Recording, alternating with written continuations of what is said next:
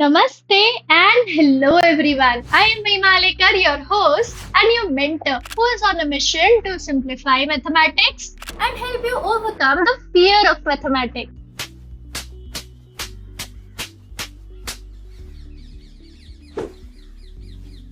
हमने काफी सारे मजेदार तरीके पढ़े हैं to draw the trigonometric table. अगर आपने अभी तक ट्रिग्नोमेट्रिक टेबल को बनाना नहीं सीखा है तो आप उन वीडियो से जाके सीख सकते हो। In today's session, we will be starting with NCERT exercise 8.2 question number 4.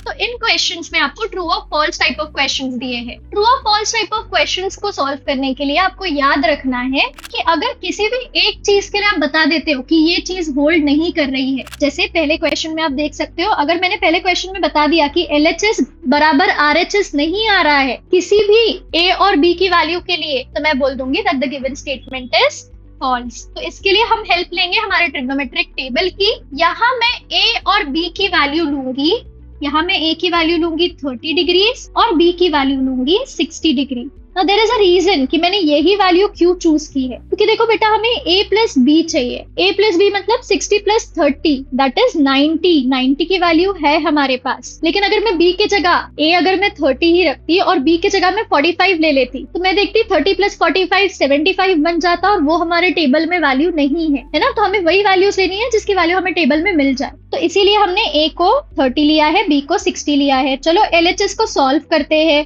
जैसे ही आप LHS को सॉल्व करोगे यहाँ बनेगा sine of A plus B, ठीक है।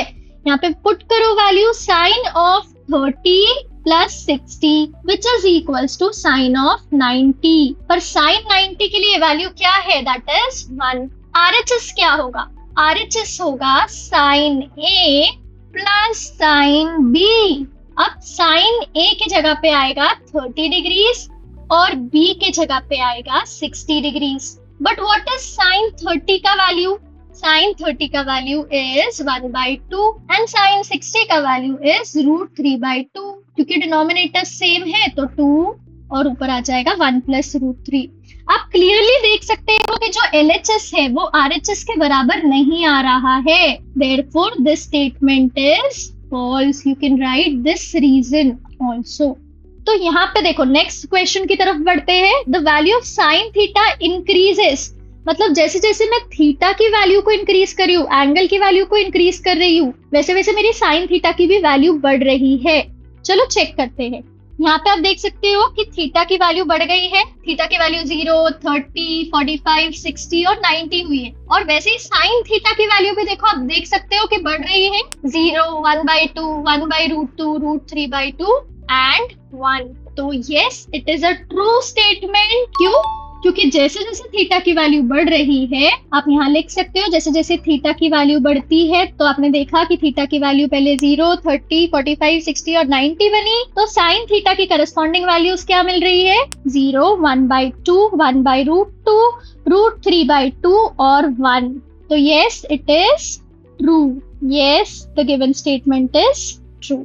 वैसे ही एक स्टेटमेंट आपको कॉस के लिए दिया है। The value of cos theta increases as theta increases. यहाँ पे जैसे जैसे मैं थीटा की वैल्यू बढ़ा रही हूँ, तो चलो थीटा क्या होता है पहले, 0, 30, 45, 60 एंड 90। अब कॉस की वैल्यूज आएगी 1, √3/2, कॉस 45 बनेगा 1/√2, 1/2 एंड 0। यहाँ पे आप देख सकते हो कि cos थीटा की वैल्यू कम हुई है। देखो बेटा हमने 1 से स्टार्ट किया था और कम होते होते हम 0 तक आ गए हैं। तो यहाँ पे cos थीटा की वैल्यू इंक्रीज नहीं हुई है, डिक्रीज हुई है। तो यहाँ पे आप लिखोगे false as value of cos theta decreases as value of theta increases, है ना। आई होप आपको ये फर्स्ट 3 एटलीस्ट समझ आ गए हो। Now let us move to question number 4 and question number 5. फिर से हम ट्रिग्नोमेट्रिक टेबल ले लेंगे। Sin theta is equals to cos theta for all value of theta. Sin theta क्या cos theta के बराबर आता है हर एंगल के लिए? नहीं आता है। आप देख सकते हो, देखो यहाँ पे एंगल 0 है, यहाँ पे वैल्यू 0 है, यहाँ पे वैल्यू 1 है, नहीं आ रहा है। यहाँ पे 1/2 है, यहाँ पे √3/2 है, यहाँ पे 1/√2 है, यहाँ पे 1/√2 है। देखो यही एक वैल्यू है 45 डिग्रीज के लिए ही सिर्फ sine theta is equals to cos theta होता है। तो यहाँ पे हम लिखेंगे sine theta is equals to cos theta only for theta is equals to 45 degrees. क्यों? क्योंकि हम sin 45 अगर कैलकुलेट करें तो वो भी हमारा 1/√2 आता है which is equals to cos of 45 degrees. तो क्या ये स्टेटमेंट ट्रू है? इसमें ऑल वैल्यूज के लिए बोला है तो no, this statement is false. सिर्फ 45 डिग्रीज के लिए ये चीज sin theta is equals to cos theta ये ट्रू होती है ना.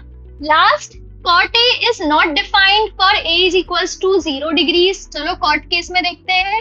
cot of 0 degrees कितना बनता है? Not defined. So yes, cot of 0 degrees is not defined. So this is a true statement.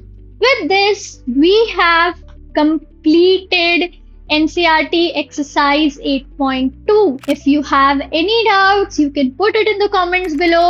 Do not forget to share it with your fellow classmates. Also, if you like the video, do not forget to like, share and subscribe. See you in the next video. Bye.